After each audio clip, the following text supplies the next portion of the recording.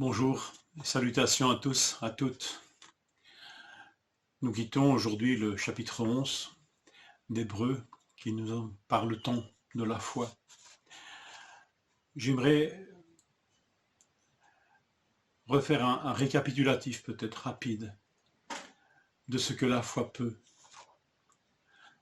de ce que nous pouvons par la foi. Par la foi, nous pouvons offrir de meilleurs sacrifices. Nous pouvons être enlevés pour échapper à la mort. Être avertis de choses que personne ne voit encore. Obéir et partir. Obéir et venir s'installer là où Dieu veut que nous soyons. Être capable d'enfanter malgré un corps vieilli.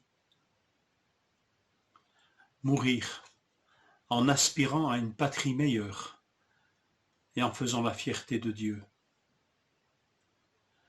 Offrir ce que Dieu nous a donné de plus précieux et le retrouver mieux encore.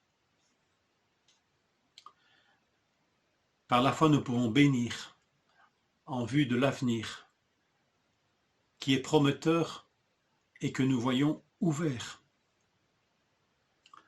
Nous pouvons faire mention d'événements qui vont arriver parce que Dieu nous l'a annoncé et donner des ordres pour organiser notre propre vie en fonction de ces événements.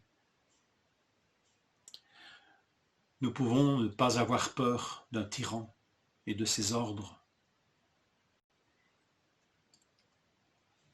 Nous pouvons préférer être maltraités avec le peuple de Dieu que de jouir du confort du monde. Par la foi, nous pouvons voir celui qui est invisible. Célébrer la délivrance et le salut par la Pâque. Traverser des rivières, des torrents, des fleuves, là où les autres se noient. Nous pouvons faire tomber des murailles. Nous pouvons accueillir avec bienveillance par la même foi. Nous pouvons vaincre des royaumes, exercer la justice, reprendre des forces après la maladie, endurer les moqueries, les coups, les persécutions, être privés. Je vous laisse achever cette liste de tous ces verbes, de toutes ces situations bibliques que relève Hébreux 11. Et finalement, nous pouvons avoir la certitude que nous n'arriverons pas seuls à la perfection de la foi et qu'aucun des fils et des filles de Dieu n'y arrivera sans les autres, ceux qui les ont précédés dans la foi, ceux qui les accompagnent aujourd'hui et ceux qui les suivront. Aucun n'arrivera avant les autres à la perfection. Béni soit celui qui n'a pas honte de ceux et de celles qui ont foi en lui.